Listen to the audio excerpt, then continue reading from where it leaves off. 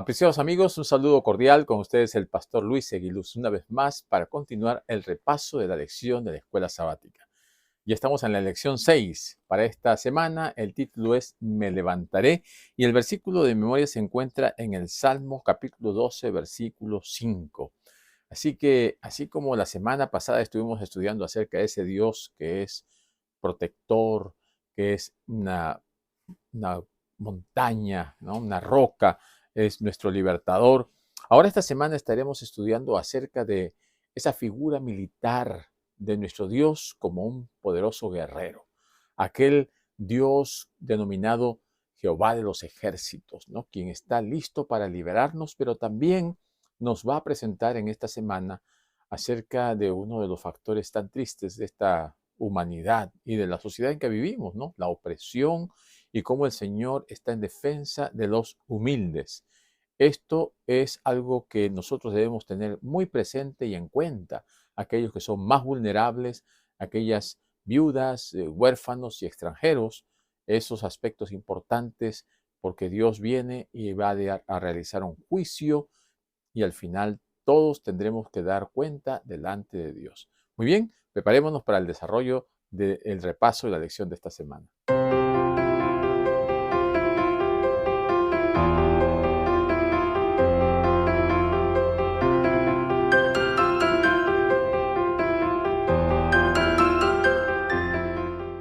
El título, Me levantaré. El Señor quiere que nosotros nos ayudemos unos a otros, que salgamos adelante, que nos demos la mano, que nos levantemos de la condición en la cual estamos. Esto es importante para los hijos de Dios, para los creyentes. Todos y cada uno de nosotros necesitamos acercarnos a los demás. Y una de las formas de hacerlo es compartir el Evangelio con ellos, compartir las buenas nuevas. Por eso yo quiero agradecer a todos aquellos que nos acompañan semana a semana, a aquellos que están compartiendo este video, a aquellos que se han suscrito también, les agradecemos porque de esta manera también podemos ampliar el rango y el espectro de hacia dónde estamos llegando con la luz del Evangelio a todos los rincones a donde podamos llegar. Así que mis queridos amigos, si no te has suscrito, suscríbete, comparte el video y que otros también puedan conocer de la palabra del Señor. Muy bien, cada día estudiamos la lección, así que también ustedes tengan sus Biblias, tengan sus folletos de escuela sabática y si no lo tienen, pues busquen en las redes sociales, busquen en online, pero también estudien la Biblia. Los salmos estamos estudiando este trimestre y es algo muy importante. Y el versículo de esta oportunidad se encuentra en el Salmo 12:5, capítulo 12, versículo 5. Dice, por la opresión del débil y por el gemido de los menesterosos, ahora me levantaré, dice el Señor, y salvaré al que suspira.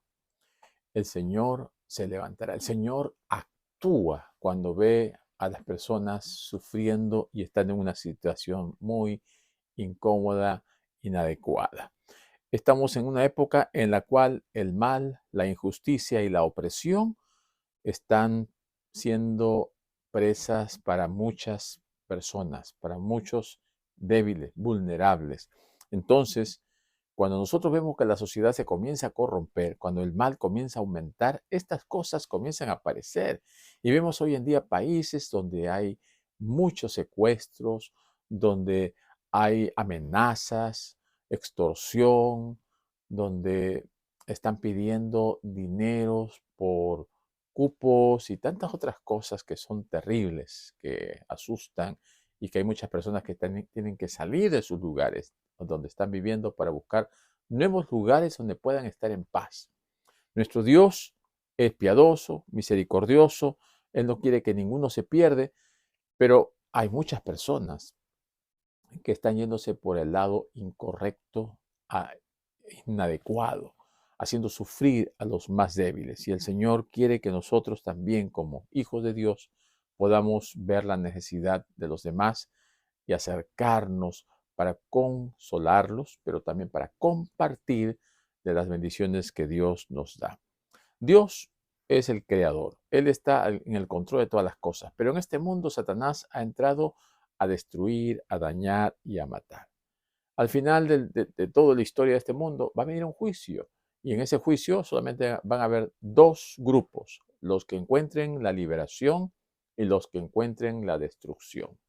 Dios nos ha llamado para que formamos parte de los salvos, de los que seamos liberados de este mundo y del pecado, y no destruidos. Y entonces, en ese nuevo mundo donde el Señor reinará por la eternidad, podremos disfrutar de lo que aquí no hemos podido disfrutar. Allí podremos estar libres del pecado, del poder del pecado, de las consecuencias del pecado y de todo lo que el pecado ha estado realizando en nuestras vidas.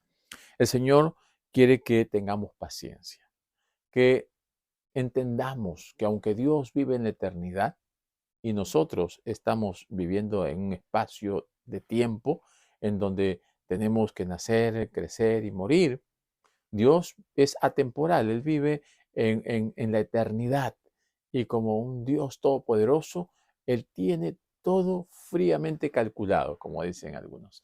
El Señor va a venir en su momento.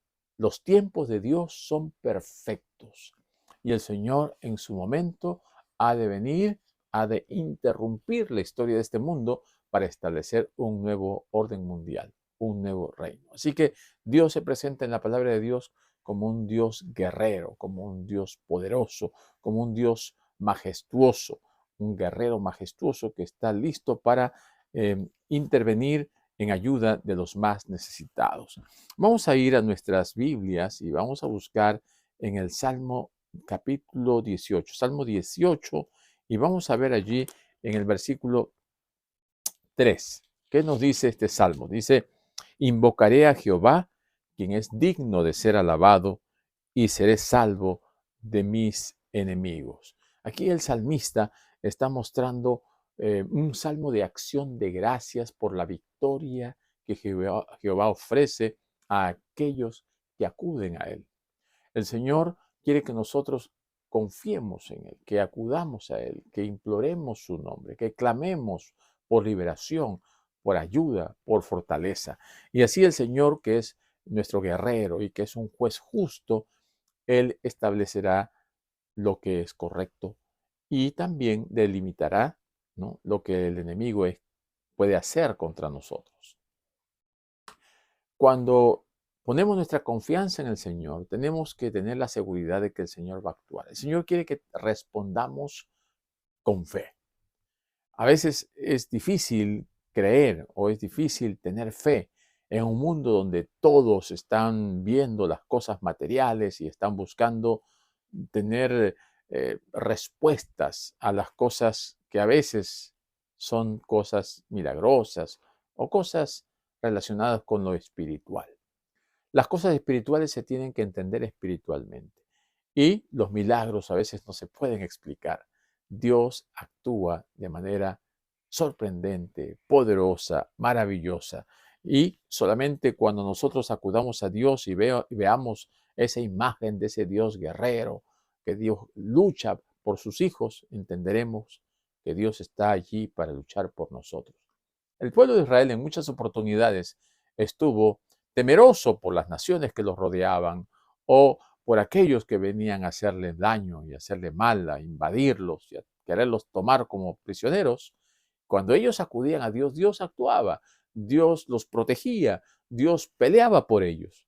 Pero cuando ellos se alejaban de Dios y querían hacer las cosas a su manera, entonces perdían, eran llevados esclavos, eran derrotados, porque nuestra confianza debe estar puesta en Dios plenamente. Pero esa confianza no es solamente así de palabra, tiene que ir respaldada con obediencia. ¿Obediencia a qué? A la palabra de Dios. Y dentro de la palabra de Dios encontramos leyes específicas que nosotros debemos seguir, que debemos de obedecer. Cuando Dios nos dice algo, tenemos que seguir al pie de la letra lo que el Señor nos dice. Si Adán y Eva hubiesen obedecido la palabra de Dios, no hubiesen caído en pecado. Pero a veces dudamos. Claro, el enemigo pone duda y de esta manera nosotros tenemos cierta desconfianza porque es puesta en nuestra mente por el enemigo, pero tenemos también que buscar e implorar la ayuda de Dios. Tenemos que pedir el Espíritu Santo para que nos dé ese discernimiento y ese entendimiento de las cosas que vienen de lo alto y nuestra fe se consolide, nuestra fe se afirme. Por eso, mis hermanos, tenemos que ir a la palabra de Dios. Dios actúa, Dios está esperando que nosotros vayamos a Él para que Él comience a obrar, para que Él actúe de manera poderosa. Hay muchas historias en la Biblia en donde podemos ver cómo el salmista clama, cómo el profeta clama, cómo el rey clama y Dios viene en su ayuda. Dios le fortalece, Dios lo libera, Dios lo protege de una manera milagrosa y poderosa. Y lo puede hacer también hoy en día con nosotros si es que acudimos con fe.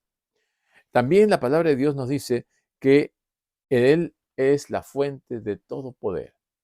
Y claro, si es el Dios creador, omnipotente, es el Dios que está por encima de todas las cosas, de Él emana el poder y la fortaleza. De Él emana todo lo que existe. Es un Dios que no solamente creó las cosas y las dejó allí, sino que las sustenta. Y Él puede fortalecernos, sostenernos, y Él puede liberarnos de cualquier situación en la cual nosotros podamos encontrarnos. Encontramos también aquí en el Salmo 76, otro salmo eh, muy inspirador, que debemos tenerlo presente y recordarlo cuando hagamos nuestras lecturas y nuestros estudios. Salmos 76:3 dice, allí quebró las saetas del arco, el escudo, la espada y las armas de guerra. El 4, glorioso eres tú, poderoso más que los montes de Gaza. El salmista reconoce que Dios está protegiéndolo, que Él es más poderoso que todos los demás guerreros. De esta manera, si nosotros ponemos nuestra confianza en el Señor está listo para ayudarnos. Él está listo para sostenernos, fortalecernos y quitarnos cualquier situación difícil, así como lo hizo con los hombres y mujeres fieles en la antigüedad. El Señor quiere que haya justicia, porque Dios es un Dios justo. Y esa justicia se manifiesta en aquellos grupos vulnerables, en aquellos grupos que son eh, más débiles, podríamos decir, ¿no? Los oprimidos, los necesitados, los pobres, los huérfanos, las viudas, ¿no? Los viudos y los extranjeros. Todo este grupo de personas son muy vulnerables porque antiguamente ellos, los extranjeros no tenían tierras, ¿no? Las viudas perdían todo, los huérfanos no tenían. Entonces había una necesidad para su sustento, para su abrigo. Y el Señor había dado leyes específicas para que ellos pudiesen ir y recoger frutos o cosechas después de que ya se hayan hecho todas las cosechas, que se deje algo para que ellos puedan sostenerse. Y las personas que tenían un buen corazón les daban la mano, les ayudaban, porque el Señor está preocupado por estas personas que son más necesitados o indefensos. Así que la expresión pobre y necesitado no se refiere exclusivamente a aquel que no tiene recursos, que no tiene dinero, que no tiene propiedades, sino también a aquel que está desamparado, aquel que es vulnerable, que está a expensas de cualquier situación difícil. Entonces, el Señor quiere que nosotros seamos sus manos, que nosotros seamos sus pies, que vayamos a ellos, que compartamos con ellos, que podamos darle consuelo, apoyo, alimento, abrigo, que nosotros podamos cuidar también de ellos. En esta situación se encuentran muchas personas que han salido de sus países y están llegando a tierras extrañas, extranjeras, y no tienen lugar donde vivir, no tienen donde comer.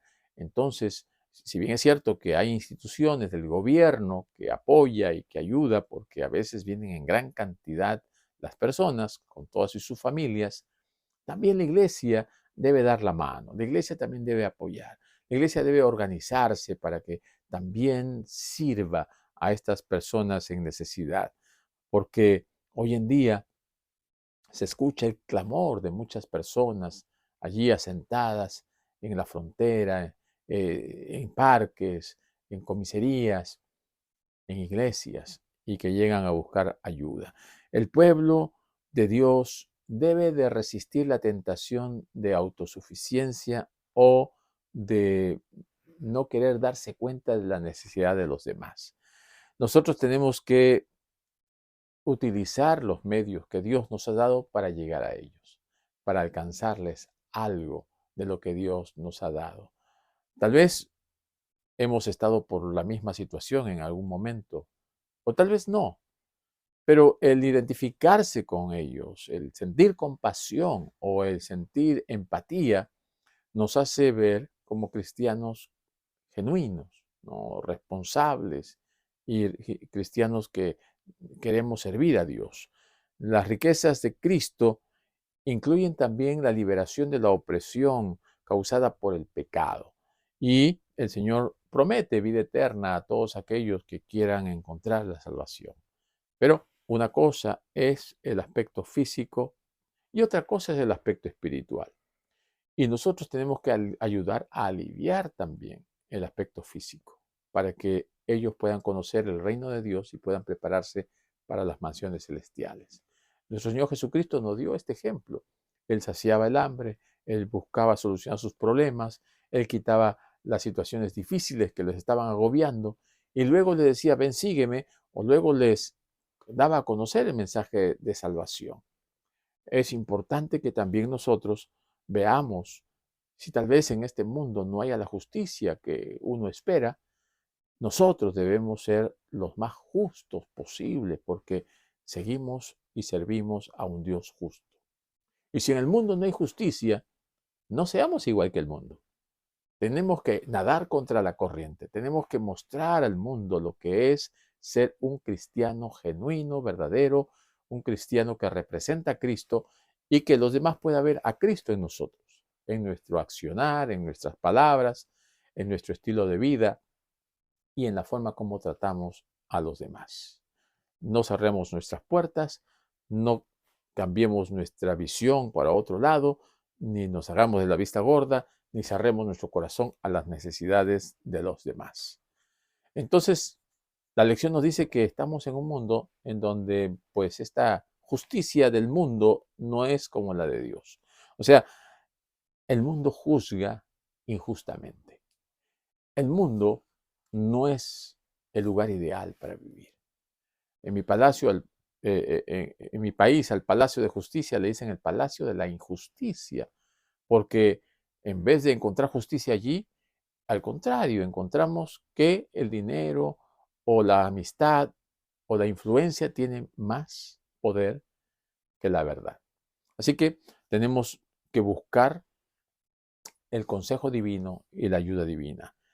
El Señor dotó a los líderes de autoridad, pero no tenemos que abusar de esta autoridad. Al contrario, tenemos nosotros que regir todas las actividades que se realizan con la autoridad que Dios nos ha concedido, pero para hacer las cosas rectamente, correctamente, para que podamos de esta manera, como institución, como iglesia, como pueblo de Dios, mostrarle al mundo que debe haber paz, porque el Señor quiere que haya paz.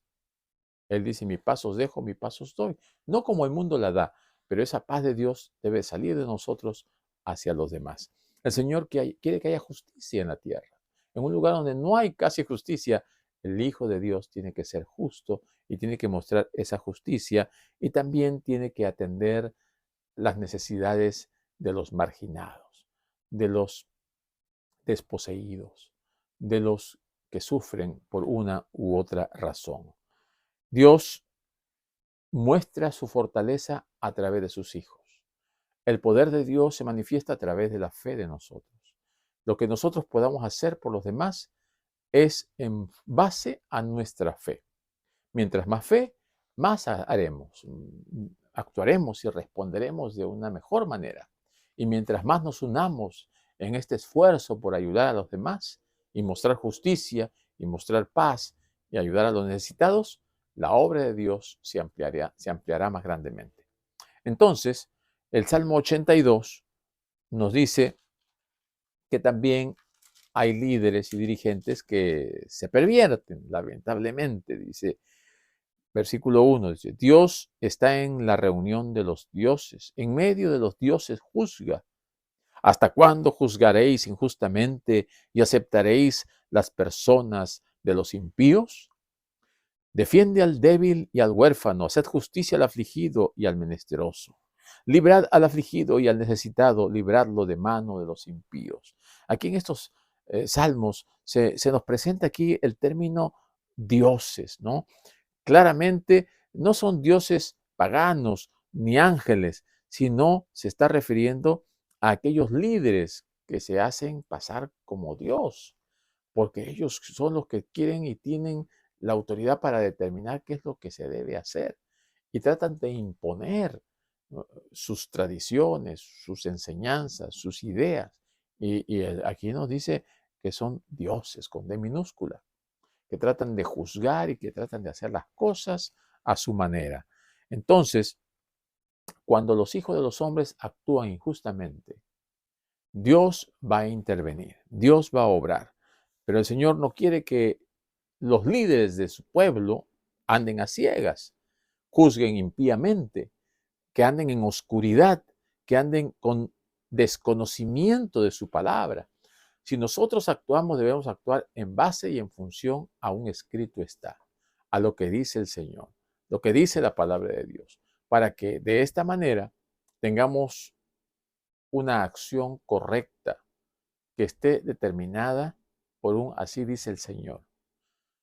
Somos seres humanos, podemos equivocarnos y vamos a equivocarnos constantemente, pero si estamos basados, fundamentados en la palabra de Dios, nuestros juicios, nuestras expresiones, nuestros dictámenes tendrán un peso espiritual y bíblico. Los agentes humanos han sido designados por Dios como sus representantes.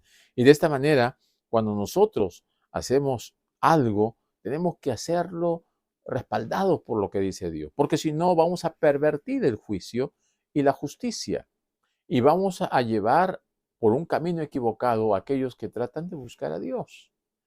El Señor quiere que actuemos de la mejor manera, correctamente. Él nos ha dado a nosotros, los líderes, la capacidad de determinar, de juzgar, ¿no?, de actuar para que el pecado no sobreabunde, para que el pecado no se introduzca en la iglesia.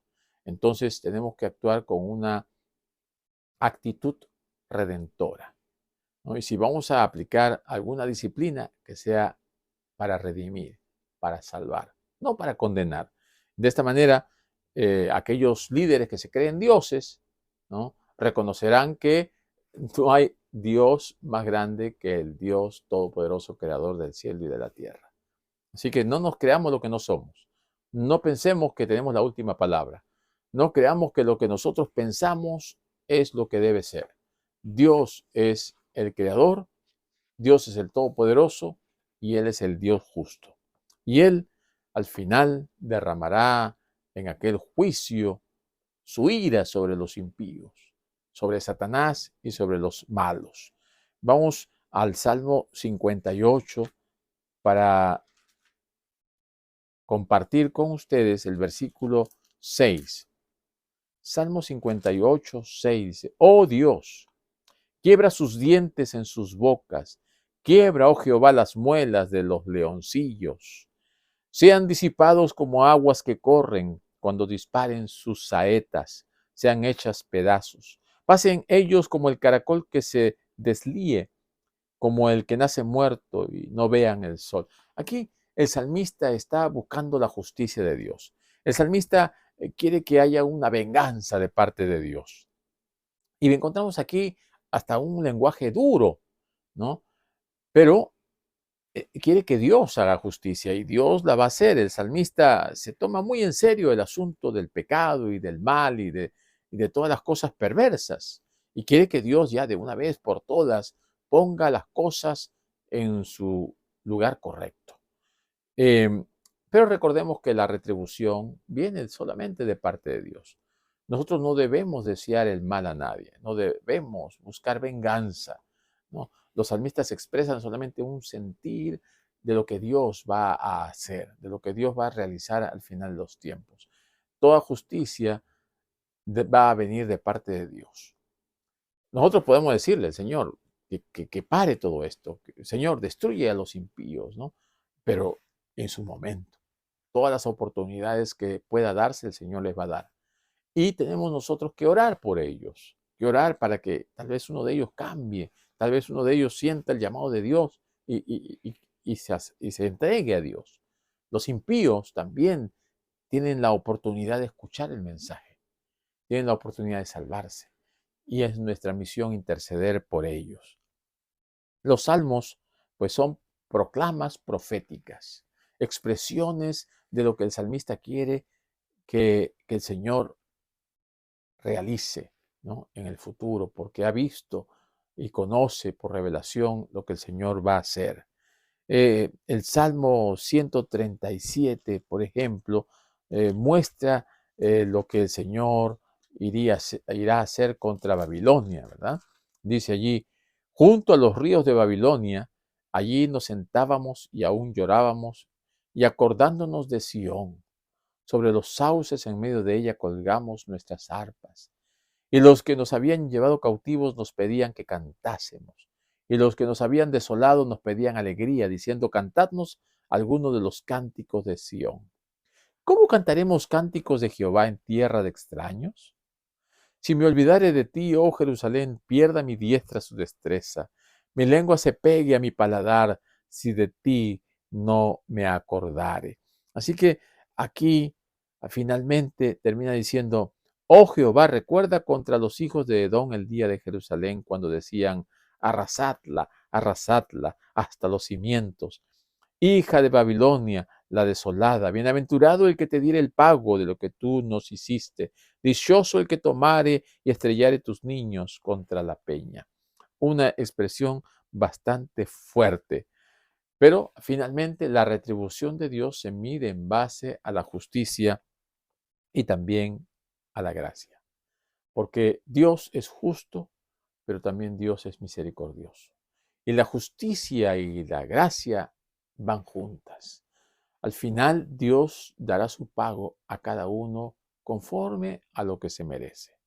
Si salvación, salvación. Si destrucción y muerte eterna, ese será el pago para los rebeldes y los impíos. Los hijos de Dios están llamados a orar por los que los maltratan e incluso orar por su conversión. Orar para que sean tocados por el poder de Dios y se salven. El juicio de Dios nos obliga a clamar, a orar, a buscar a Dios para que el reino de Dios se comience a manifestar en plenitud, para que haya un derramamiento del Espíritu Santo y nosotros podamos decir, Señor, que tu mensaje sea esparcido en todos los rincones de esta tierra y tú puedas venir pronto. El Señor va a realizar su juicio y su juicio comienza a emitirse, ¿no?, a dictaminarse desde su mismo santuario. El Salmo 96 nos presenta esta figura hermosa, ¿no?, de que el santuario es el lugar de donde saldrá el juicio de Dios. 96:6 dice, alabanza y magnificencia delante de él, poder y gloria en su santuario. Tributad a Jehová, oh familias de los pueblos, dad a Jehová la gloria y el poder. Dad a Jehová la honra debida a su nombre, traed ofrendas y venid a sus atrios. Adorad a Jehová en la hermosura de la santidad, temed delante de él toda la tierra. El poder, la gloria sale del santuario de Dios. Desde allí Dios juzga a todos los pueblos con justicia y la gloria del Rey que ama juicio lo realizará en su tiempo oportuno. Así que el juicio de Dios está relacionado directamente con el santuario. De allí emanará el juicio de Dios. El santuario fue designado para que de allí se emita el juicio divino. Y los salmos, ¿no?, representan a Dios en su trono. Muchos de los salmos nos muestran que Dios está en su santo trono y de allí el Señor juzgará el pecado y la maldad. Porque el Señor ha planificado todo y está dando plazo a aquellos que todavía pueden escuchar el mensaje de salvación. El Señor no quiere que la gente se pierda. No, el Señor tiene misericordia y Él está dando oportunidad para que se arrepientan y vuelvan a Él. También el santuario revela el plan de salvación, ¿no? Ya ejemplificado desde la antigüedad a través del Cordero derramando su sangre que simbolizaba a Jesús, ese santuario a través del cual el pecador venía, confesaba sus pecados, la sangre era depositada y por el sacerdote llevada dentro del lugar santo, y una vez al año se hacía la purificación del lugar santísimo. Todo esto representa el plan de salvación, a Cristo ministrando y Cristo obrando en favor de todos aquellos que lo acepten como su Señor y Salvador. En la antigüedad, ¿no? Y tal vez en muchos lugares hoy en día también, ¿no? Los paganos creen que el pecado es solamente un error, es una mancha física que debe eliminarse a través de algunos ritos mágicos, de algunas cosas que se hacen como por salvación por obras. Y muchos piensan de esa manera, completamente equivocados. La Biblia presenta el pecado como una violación a la ley moral de Dios, como rebelarse a Dios, como separarse de Dios, como errar al blanco, como que uno quiere hacer su propia voluntad, como que uno es Dios, porque eso es lo que Satanás quiere que nosotros pensemos, que nosotros podemos salvarnos a nosotros mismos. El Señor quiere que nosotros obedezcamos su palabra, que reconozcamos que el pecado es transgresión de la ley. Y para no pecar tenemos que entregar nuestra vida a Dios y guardar sus mandamientos. Porque los mandamientos es la representación del carácter mismo de Dios, de la santidad de Dios. Y en el santuario está allí manifestado el perdón del pecado, pero también la restauración de la justicia de Dios. También el santuario es el lugar del juicio divino y también se manifiesta la santidad de Dios y las exigencias a una vida santa, que está en función al pacto que Dios hizo con su pueblo. Y el juicio del Señor nos muestra también la futura venida del Señor, porque el Señor va a venir a restablecer todas las cosas. Cuando el Señor termine su función en el santuario celestial, saldrá de allí. Y al salir del santuario es su venida para realizar el juicio final. Y entonces el día del juicio llegará. La hora de su juicio ha llegado. ¿Estamos nosotros buscando a Dios o estamos dándole la espalda a Dios? Acudamos a Dios. Él está en su santuario. Él está listo para recibirnos con los brazos abiertos. No es que el Señor retarda su promesa como algunos la tienen por tardanza, sino que Él es fiel, misericordioso para con todos nosotros, no queriendo que ninguno se pierda, sino que todos procedan al arrepentimiento. Mi querido amigo, mi querido hermano, Dios todavía está obrando. Y así como en el Antiguo Testamento Dios obró a través de hombres fieles, también hoy en día quiere que hayan hombres y mujeres fieles. Recordemos, Abel fue el primer mártir. También encontramos a Enoc, que caminó con Dios, aunque el mundo ni siquiera lo sabía. Y tenemos a un Noé, que muchos lo consideraban un fatalista, un alarmista, pero él lo que estaba haciendo era presentando la verdad presente. Hoy en día, a nosotros nos toca cumplir esa función, esa misión, predicar el Evangelio, llevar el Evangelio, predicar la verdad y anunciar que Cristo viene pronto, que Cristo está con nosotros, porque el Señor dice, me levantaré y actuaré y salvaré a aquel que viene a mí. Que el Señor nos bendiga y preparémonos para cuando Cristo venga. Amén.